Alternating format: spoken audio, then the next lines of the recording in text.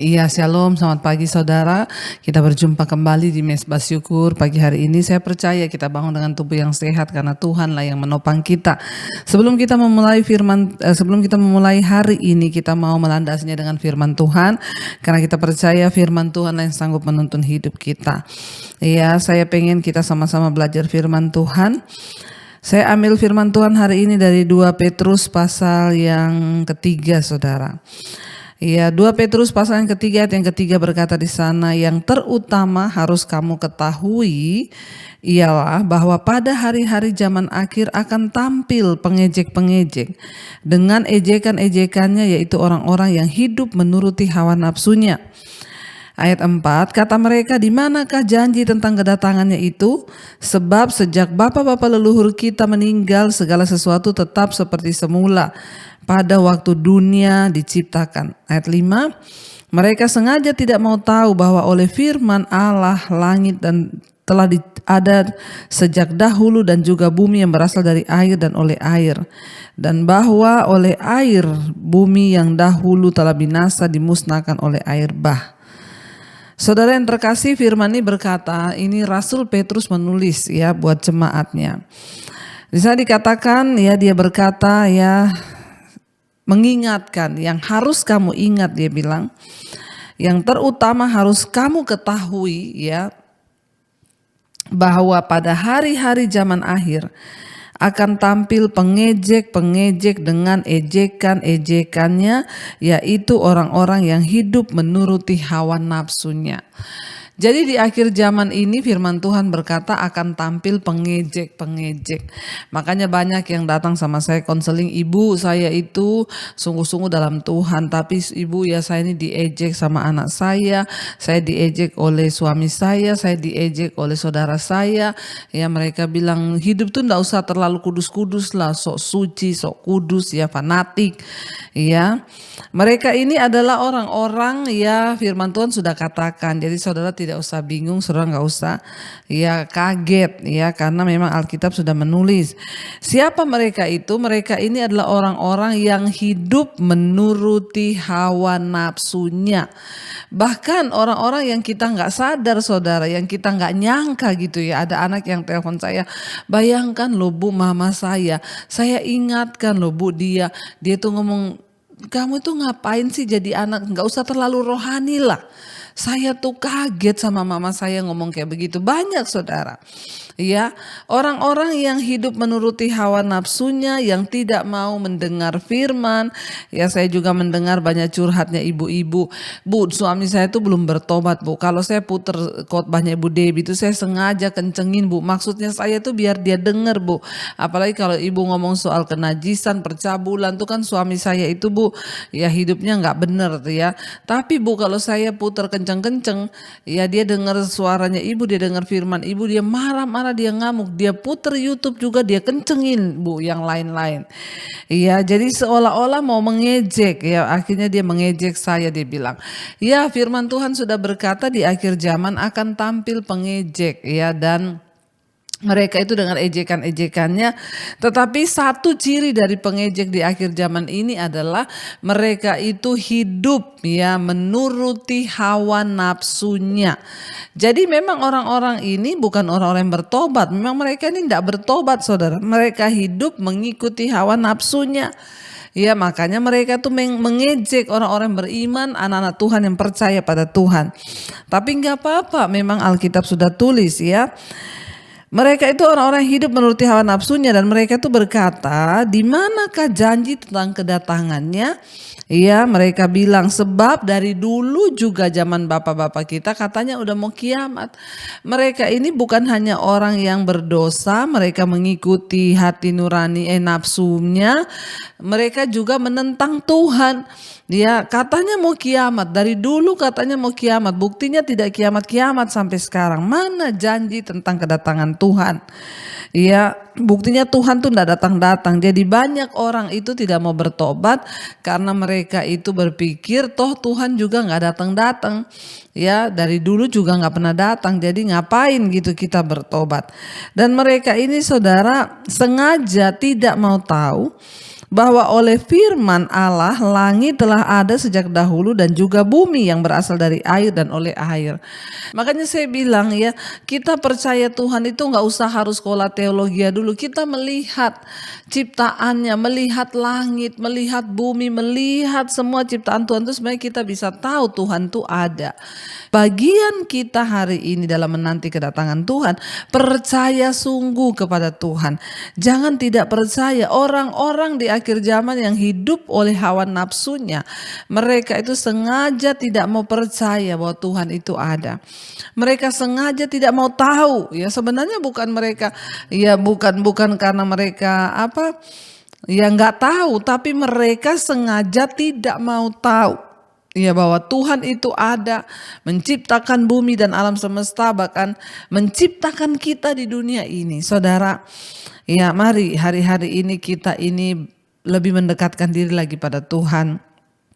Melihat semua yang sudah terjadi di akhir zaman ini, ya biarlah itu membuat kita ini semakin berjaga-jaga, ya semakin datang kepada Tuhan. Kenapa? Karena ya kita tahu bersama saudara, ya bumi ini sedang lenyap dengan segala keinginannya, tetapi firman Tuhan berkata, tetapi orangku yang benar itu akan hidup oleh percayanya kepada Tuhan.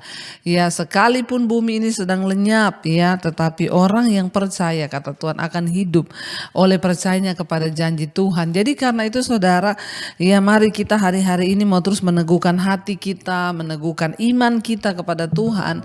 Ya kita harus percaya bahwa Tuhan itu ada. Barang siapa yang percaya kepada Allah, yang berpaling kepada Allah, dia harus percaya bahwa Allah itu ada dan Allah sanggup melakukan segala sesuatu. Jadi kalau bumi saja, planet-planet, bintang-bintang Tuhan atur dalam rotasinya, ya enggak mungkin hidup kita enggak diatur oleh Tuhan. Tidak mungkin masalah kita itu tidak didengar oleh Tuhan. Seberat apapun saudara hari ini yang sedang kau hadapi, percayalah Tuhan tahu apa yang saudara hadapi. Kalau bumi saja diatur sedemikian tidak bertabrakan, itu ada kuasa Tuhan yang dahsyat. Tidak mungkin dia tidak tahu kalau hari ini perasaan Anda sedang terluka. Tidak mungkin dia tahu kalau hari ini Anda berkekurangan. Tuhan itu maha tahu. Tapi mari kita jangan menjadi pengejek di akhir zaman yang seolah-olah bertanya di mana janji Tuhan itu. Ya Tuhan katanya berjanji mau tolong saya, tapi buktinya janjinya ndak ada. Saudara, mari kita meneguhkan hati. Apapun keadaanmu, jangan menjadi pengejek yang menantang Tuhan dan berkata, di mana janjimu Tuhan? Katanya engkau mau tolong. Di mana janjimu? Katanya gini, katanya gitu. Kita mau percaya bahwa dia Tuhan yang sanggup menolong. Kita mau percaya bahwa dia Tuhan yang menjawab setiap doa dan pergumulan kita. Kita juga mau percaya bahwa dia Tuhan yang turut bekerja di dalam segala perkara untuk mendatangkan kebaikan di dalam hidup kita. Kita mau percaya bahwa dia Tuhan yang tidak pernah membiarkan kita. Kita mau percaya bahwa dia Allah yang setia bagi kita. Terima kasih Tuhan, terima kasih Bapa, terima kasih Roh Kudus, terima kasih Tuhan. Oh, ku percaya Kau Tuhan yang tak pernah gagal, menjadikanku lebih dari pemenang. Ku percaya Kau Tuhan yang tak pernah lalai menepati. Lebih lagi katakan, kami percaya Tuhan yang tak pernah gagal, menjadikan kami lebih dari pemenang Tuhan, lebih dari pemenang. Ku percaya Kau Tuhan yang tak pernah lalai menepati janji-janji-Mu ya Bapa. Ya Tuhan, kami percaya Kau Tuhan yang sanggup. Ajar kami Tuhan dalam hidup ini menerima setiap kenyataan dan keadaan yang harus kami alami. Kami tidak mau menjadi pengejek-pengejek di akhir zaman yang sama dengan orang-orang yang hidup menuruti hawa nafsu dan bertanya, mana janjimu Tuhan? Engkau katanya berjanji akan menolongku, Engkau berjanji akan datang kembali, Engkau juga berjanji melepaskan kami. Tapi buktinya sampai hari ini aku belum dilepaskan dari masalahku. Sampai hari ini suamiku belum bertobat. Sampai hari ini hutangku belum lunas. Mari datang pada Tuhan, duduk di kakinya dan berkata, Tuhan terima kasih. Bahkan sekalipun doa kami belum dijawab, kami mau tetap percaya bahwa Engkau Tuhan yang turut bekerja mendatangkan kebaikan di hidup kami. Berkati setiap anak-anak-Mu Bapa, setiap mereka yang bangun pagi mencari wajah-Mu. Apapun persoalan pergumulan yang mereka hadapi, hamba berdoa mereka akan tetap kuat dan keluar sebagai pemenang di hari-hari ini. Berikan kekuatan hati, kekuatan iman. Tuhan turut bekerja mendatangkan segala kebaikan atas kehidupan kami. Berkati setiap mereka yang bekerja hari ini di dalam rumah, di luar kota, anak-anak yang bersekolah, kuliah, Tuhan menyertai, melindungi, bahkan masa depan kami ada dalam tangan Tuhan. Kami menyerahkan hidup kami dalam tangan-Mu Bapa. Mereka yang sedang sakit Tuhan sembuhkan, yang berbeban berat Engkau berikan kelepasan, yang berulang tahun Tuhan berkati hari ini. Umur panjang di tangan kanan, kekayaan hormat di tangan kiri, bertambah kedewasaan jasmani, bertambah pula kedewasaan rohani dalam Tuhan. Menyerahkan seluruh perbuatan kami ke dalam tangan Tuhan. Bapa, Engkau yang melakukan yang terbaik atas hidup kami. Karena itu kami menyerahkan semuanya Tuhan dalam tangan-Mu. Mari kita berdoa. Bapa kami, Saudara. Bapa kami yang ada di dalam surga, dikuduskanlah nama-Mu. Datanglah kerajaan-Mu, jadilah kehendak-Mu di bumi seperti di sorga. Berikanlah kami pada hari ini makanan kami yang secukupnya. Dan ampuni kami akan kesalahan kami, seperti kami juga mengampuni orang bersalah pada kami. Janganlah membawa kami dalam pencobaan, tapi lepaskan kami daripada yang jahat. Karena Engkau yang punya kerajaan dan kuasa dan kemuliaan sampai selama-lamanya. Mari buka hati dan tangan-Mu, terimalah berkat dari Allah Bapa, cinta kasih Tuhan Yesus Kristus, penyertaan Allah Roh Kudus menyertai hidup-Mu. Mulai hari ini bahkan sampai kali yang kedua Tuhan Yesus datang menjemput kita, nama-Mu tercatat di dalam kitab kehidupan. Dalam nama Tuhan Yesus yang percaya diberkati, katakan bersama, amin, amin, amin. Tuhan memberkati dan selamat pagi.